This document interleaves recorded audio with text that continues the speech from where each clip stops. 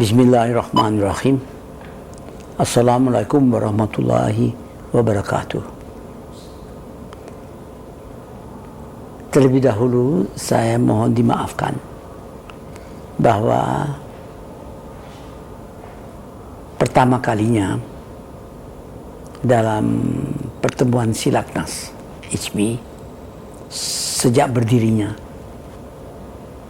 24 tahun yang lalu di Malang, saya pribadi tidak bisa hadir disebabkan karena keadaan kesehatan saya belum mengizinkan untuk berpergian jauh. Jadi oleh karena itu saya harus menyesuaikan dengan kemampuan saya. Namun saya kali ini tidak dapat ikut hadir, tapi yakinlah bahwa jiwa dan hati saya berada di antara semua yang hadir pada silaturahmi ini. Silaturahmi yang ke-24 ini penting bagi kita karena kita pertama kalinya harus secara eksplisit mengamankan pemindahan stik dari 3 generasi. Generasi angkatan 45 ke generasi peralihan dan akhirnya ke generasi penerus. Generasi 45, mereka yang masih ada di antara kita usianya di atas 90 atau mendekati 90 atau tiada lagi. Sedangkan generasi peralihan definisinya adalah suatu generasi yang pernah erat bekerja sama dengan generasi 45 dan erat bekerja sama dengan generasi penerus. Sedangkan generasi penerus adalah suatu generasi yang tidak pernah mendapatkan kesempatan dan kehormatan untuk bekerja erat dengan generasi 45. Kenapa generasi 45 itu sangat menentukan? Generasi 45, waktu dia mulai dengan cikal bakal semangat untuk berkorban demi kepentingan rakyat, dia hanya memiliki bambung runcing, tidak memiliki angkatan bersenjata. Angkatan bersenjata mereka datang dari rakyat. Karena itu pertama dinamakan Tentara Rakyat Indonesia.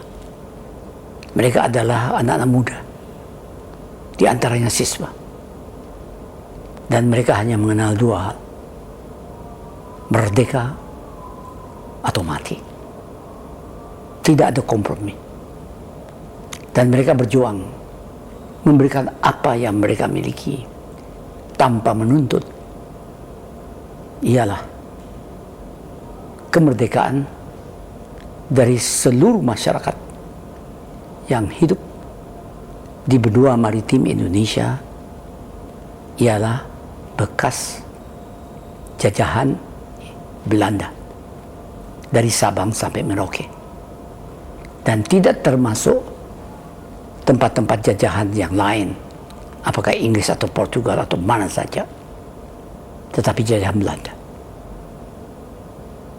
Masyarakat ini adalah masyarakat pluralistik,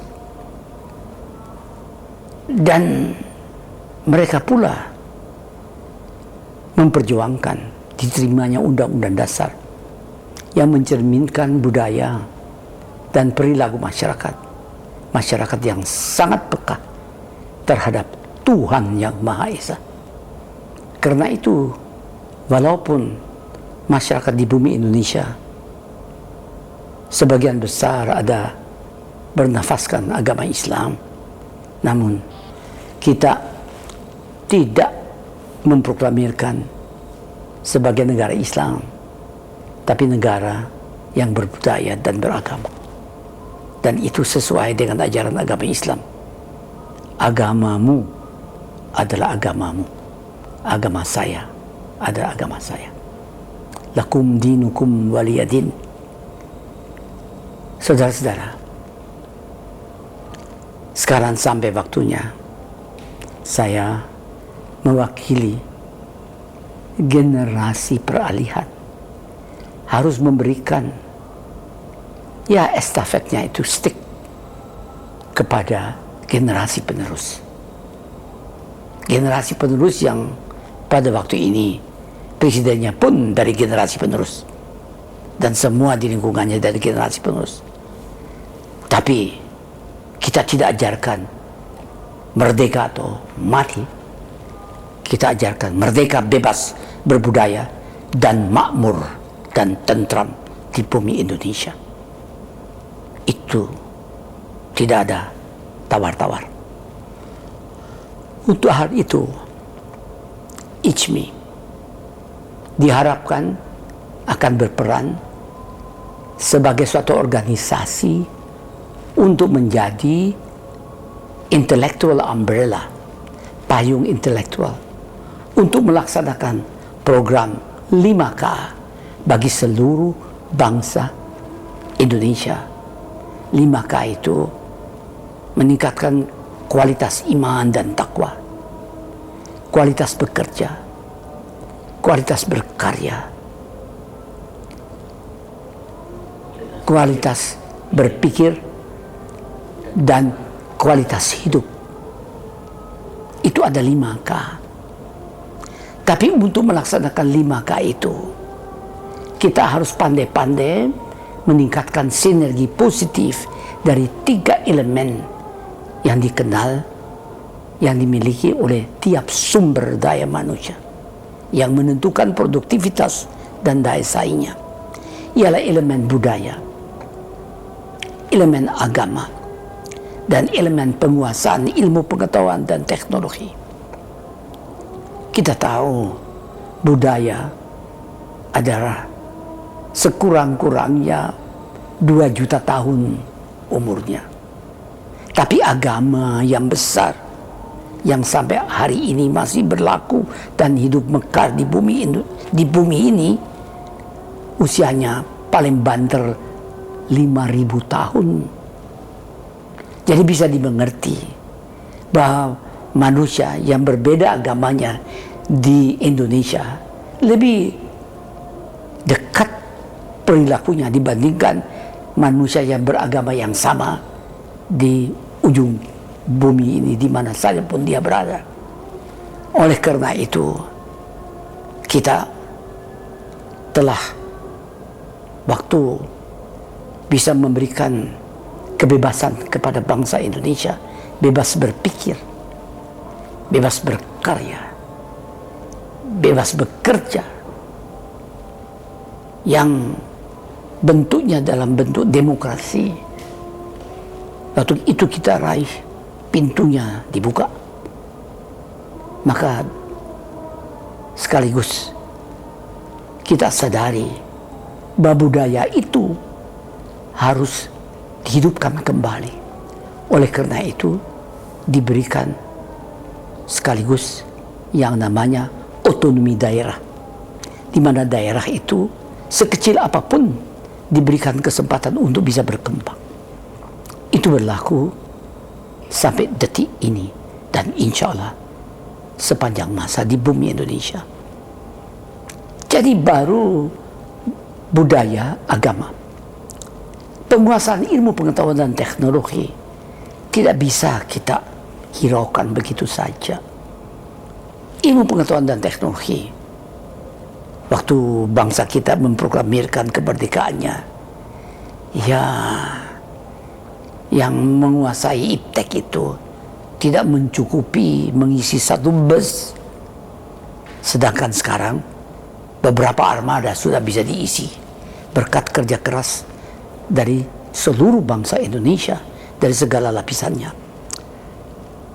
Karena itu penguasaan iptek budaya dan agama yang kita miliki itu harus kita pandai-pandai mengatur sehingga bisa bersinergi positif. Jangan lupa, Undang-Undang Dasar kita mulai dengan ketuhanan yang Maha Esa. Siapapun yang memimpin atau berkarya di bumi Indonesia sebagai pimpinan, dia harus memiliki agama. Dia tidak bisa tidak memiliki agama. Mau disumpah dengan apa? Jadi agama is okay di bumi Indonesia.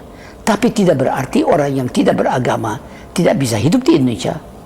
By all means, kalau Anda hidup di Indonesia dan tidak beragama, bahkan anti beragama, boleh. Asal Anda mengikuti undang-undang dan peraturan yang berlaku. Dan undang-undang dan peraturan yang berlaku itu ditentukan oleh manusia-manusia yang berbudaya, menguasai ilmu pengetahuan dan teknologi, dan beragama. Jadi selama berada di bumi Indonesia, silahkan bekerja. Tapi kalau menjadi pemimpin, harus waktu itu disumpah dengan sesuai agamanya masing-masing. Saudara-saudara, kalaupun kita bisa mensinergi positifkan 3 elemen yang sangat menentukan untuk meningkatkan produktivitas dan daya saing sumber daya manusia, tidak cukup budaya, agama, dan iptek tok. Yang kita butuhkan adalah lapangan kerja. Manusia yang sudah terampil, berbudaya, produktivitas tinggi dan beragama harus meningkatkan keterampilannya sehingga menjadi unggul, yang apa saja dia laksanakan kita bisa andalkan menghasilkan produk yang nilai tambahnya tinggi. Dari produk-produk yang andalan bagi produk pertanian, kelautan, prasarana ekonomi, perhubungan udara, laut, darat, dan IT, information technology, dan sebagainya. Karena itu lapangan kerja harus kita perjuangkan. Dan kita harus sadari, pada tiap produk yang kita beli dimanapun di bumi Indonesia, secara tidak langsung impulsif di dalamnya berada sumber daya manusia, karyanya, berada jam kerja. Karena itu kita tidak saja cukup mengandalkan pada, boleh dikatakan,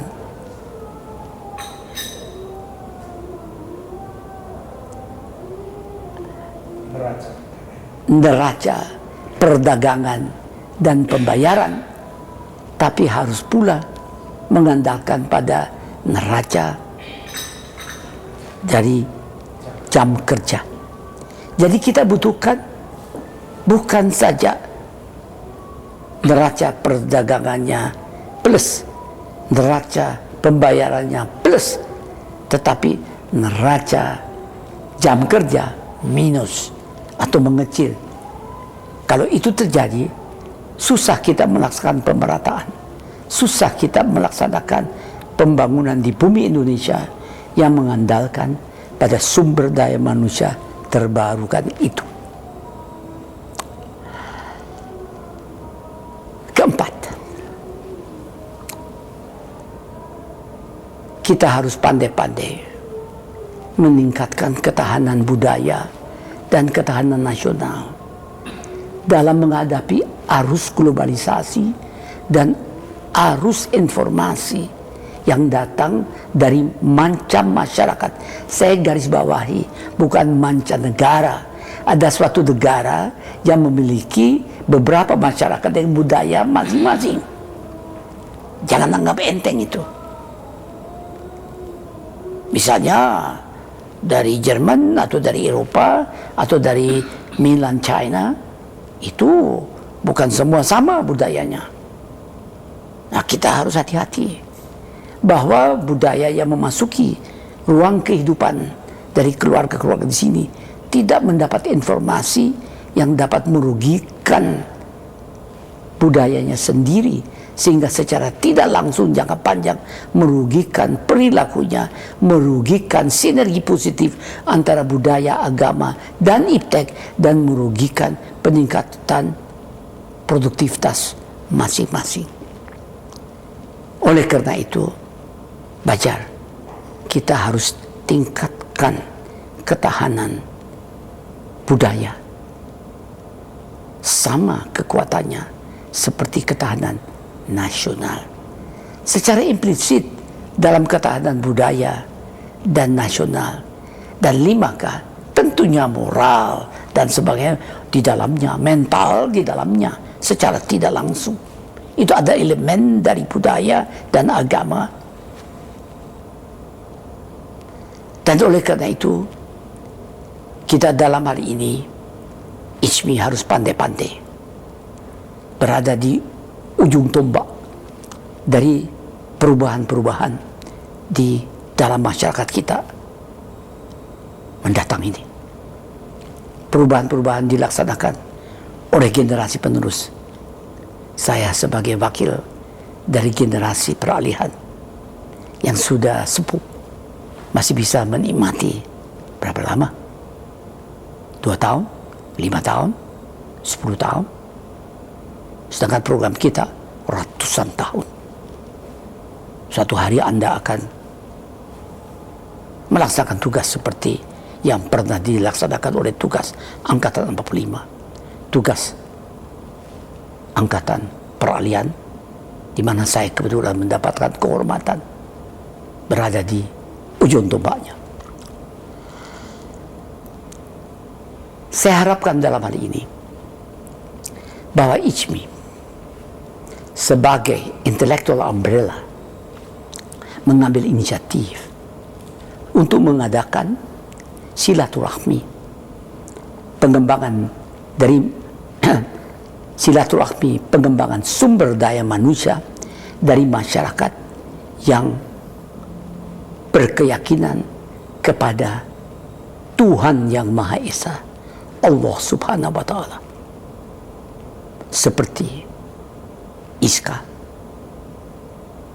Ikatan Sarjana Katolik, yang didirikan tahun 50-an, PIKI, Persatuan Intelektual Kristen Indonesia, yang didirikan tahun 60-an, ICMI, yang didirikan tahun 90-an, tahun 90 Desember, 24 tahun yang lalu, dan Keluarga Cendekiawan Buddhis Indonesia dan Ikatan Cendekiawan Hindu Indonesia. Marilah kita bersama dengan memanfaatkan dalam hal ini intellectual umbrella dari ICMI yang diperkuat dengan organisasi cendekiawan yang lain, sehingga menjadi intellectual umbrella dari seluruh bangsa Indonesia. Baiklah, saya harapkan dalam 1 tahun sebelum nanti dilaksanakan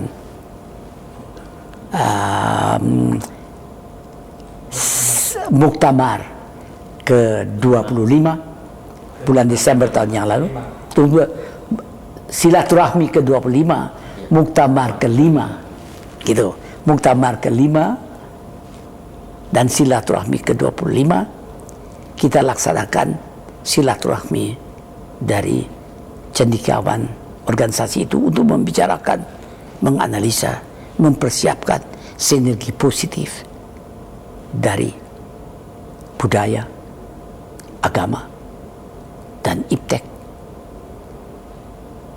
bagi seluruh bangsa Indonesia, tidak mengenal sara, untuk menjadi unggul dan andalan bagi masa depan yang cerah. Selamat bersilaturahmi.